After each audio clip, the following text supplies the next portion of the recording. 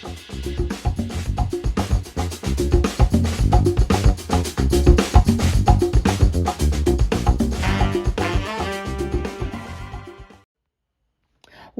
to the Clinical Podcast Series brought to you by the American Academy of Optometry Foundation.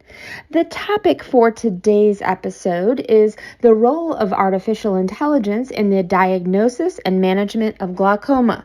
I'd like to thank our host and topical editor today, Dr. Ruth Hyatt, and our topical expert, Dr. Sandra Wang-Harris. And now it's my pleasure to begin today's podcast. Hi, I'm Ruth Hyatt, a fellow and diplomate of the Academy. Welcome to the Clinical Podcast Series. This episode will explore the use of artificial intelligence in the diagnosis and management of glaucoma. Our topical expert is Sandra Wang-Harris. Hey, Sandra. Can you tell us a little bit about yourself? Sure, Ruth. Thanks for having me here on the podcast for the Academy. It is my pleasure to talk about subjects that pertain to public health, as I'm also a diplomate in the Public Health and Environmental Division of the Academy. I am a public health optometrist, currently stationed and posted in the country of Almaty, Kazakhstan. And there's a great need of eye care in this part of the world. I'm also a full-time lecturer in public health at the College of Micronesia on the island country of the Federated States of Micronesia. So I'm very glad to join you to give my insights on this article on artificial intelligence. All right, so let's have a look at the paper. So a case for the use of artificial intelligence in glaucoma assessment was published in January of 2022 by Schumann and colleagues for the Collaborative Community for Ophthalmic Imaging Executive Committee and Glaucoma Workshop. So we have AI all around us, actually. The official definition of artificial intelligence is the concept of programming computer systems to perform tasks to mimic human cognitive capabilities. So examples are understanding language, recognizing objects and sounds, learning, and problem solving. So systems can use logic, they can use decision trees, and machine learning, for example. So I use AI daily in my life here in Kazakhstan on this little thing called a smartphone. Google is one of my favorite AI tools that I use daily in Google Translate. We use it for picture recognition, image recognition. We use it for Alexa uses for sound recognition to recognize our voices.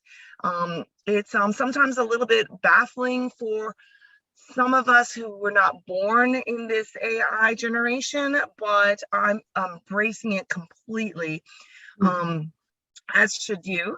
The example of specific AI is called machine learning, and it is the ability of the machine to learn without needing to be explicitly programmed.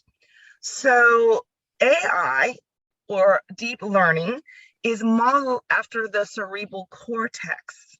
So it's an amazing technology.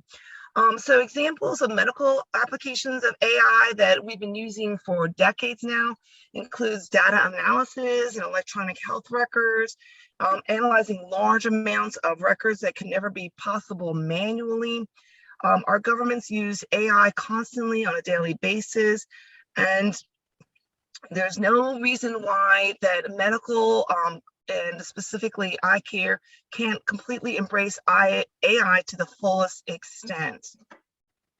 Yeah, so that's fascinating. So this article found that AI may enhance the ability to detect glaucoma, and this could have really big implications worldwide for the management and access to care. So how could AI play a role in glaucoma more specifically? So we have the article has a large section on the history of AI in glaucoma. So AI actually started in the 1990s or before the 1990s with simply just our visual field algorithms. So all of us, learned on a Humphrey visual field analyzer, And when we did the progressive, when we run studies on the progression of patients, we would often see the AI or the progression algorithms showing that there's been a change from one point to another point. So that was invented as early as the 1990s. So we see that a lot. But in this article, I found interesting was using AI on a more robust and comprehensive way, not just only in diagnosis, but in treatment and in progression. So we have many facets of our glaucoma fight and glaucoma management. Sometimes I consider glaucoma almost like a war. So you have to come on it in different fronts. And in a public health perspective, glaucoma really affects every single country in the world. And we take AI for granted in the United States because we have our OCT and we have all of our major players and technology imaging systems, visual fields, but in many countries that's not available, or if it is available, we have technicians and ophthalmologists who really are not trained to think on how the glaucoma management should progress, even with a lot of machinery and these machines available to them. So AI, I hate to say this, doesn't necessarily replace the doctor, but it helps augment the practitioner in their clinical decision-making process, especially in countries where the human resources are not as educated as we are as in the United States. So I'll give you an example. In the very close to the United States, we have the Caribbean, south of us, the Caribbean islands. And a friend of mine, a good friend of mine on the island of Antigua in the Caribbean, has fought tirelessly in glaucoma awareness for decades. She is only one of a few trained eye care providers on the island. I think there's only maybe just one or two optometrists there. And she's very much into the fight of glaucoma because she sees so many patients that by the time they present to her, it is too late. They already have blindness, and she's not able to do anything about it. So her main goal in her life has been to bring glaucoma awareness to the people of the Caribbean and to tell them to come in and get checked, come in, but there's still an issue with access of care. So there's just not enough of her to go around. And there's too many people that absolutely just barely can get the care that they need for vision. And so she calls it the thief in the night, the glaucoma, because nobody knows about it, nobody understands about it. And so, therefore they don't check it. So in these countries, you're thinking, well, how do these people get around never being able to go see an eye doctor? Well, a lot of them get their glasses over the counter at the grocery store, or they get them from sidewalk streets, little readers, and they never go for full eye checkups. And when you go in for screenings, when she does visual screenings, or when we go out and do community screenings, there's no way to screen for glaucoma in a fashion that is reliable. Mm-hmm. And so AI is going to change that. AI is going to change that. It's already changing that, and it's going to change it immensely in the next decade. So it's going to help us diagnose. It's going to help us find the patients who are positive or have the risk factors of glaucoma, that have early stages of glaucoma, and then we can be able to treat them.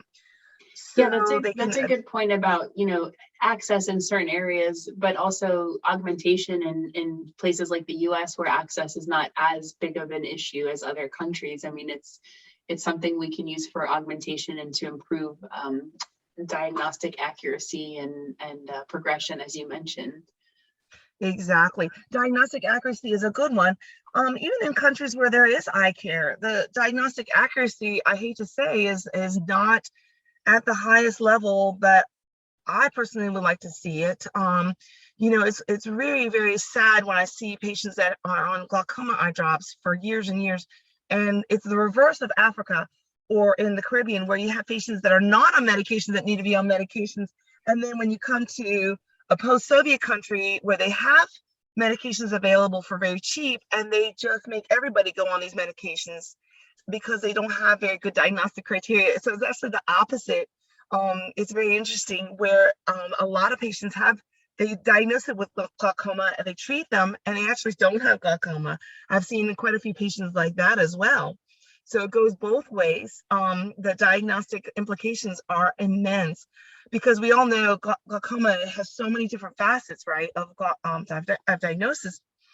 So, so my point is that AI, it's really, the screening algorithm is not as highly sensitive right now as it should be, but it's getting there. And so it's really exciting to see it happening. The algorithm, so we just want to increase the sensitivity so we can identify these patients that are not under the care system umbrella yet. So interesting, when I lived in Africa has a very high prevalence of glaucoma as well, underdiagnosed, of course. And but in the last 20 years, there's been a huge push in cataracts. So it's been an international push through a lot of humanitarian organizations, a lot of work by some amazing eye organizations for cataracts. So the push has been to get rid of these cataracts, easy out, and then people get their vision back, and then boom, they still go blind. Why do they go blind? They end up having glaucoma, and it's not even diagnosed. In fact, in West Africa, where I worked for a few years, the cataracts were so bad that they actually trained people they're not ophthalmologists, but they're called cataract surgeons. And that's all they do all day long is to operate on cataracts. They're not even ophthalmologists. They just get trained to do cataracts, but they don't see glaucoma. But these are people that are coming into the system. And I feel like as a public health optometrist, if you have a patient come into the system, let's grab them. Let's take advantage of them and try to get it out as much information as we can so they don't leave thinking, oh, I just got my sight, but I'm going to go blind from glaucoma in a few years. What are some future considerations of AI in the role of glaucoma? So specifically, future considerations is definitely going to be a screening algorithm. God bless the screenings that we do nowadays. Sometimes lay people, they go out with a little NCT tonometer and they check the eye pressure, and God bless them for trying, because we always have to try, but the screening algorithms have got to be there, and it's got to be accessible to all of our stakeholders, like our Lions Club, our Vision community centers, all of those, the community health centers, federally funded community health centers, people where don't normally go to private clinics and hospitals. They're coming in for their general primary care, and they can get checked, just like we check refractive error in kids, or we do a Snellen eye chart. We can easily just very quickly check the people with a glaucoma screener, an AI integrated glaucoma screener. I see it especially in OCT. As we're talking, the OCT just transforms and they come out with better and better software, and that's all because of AI. The OCT is learning to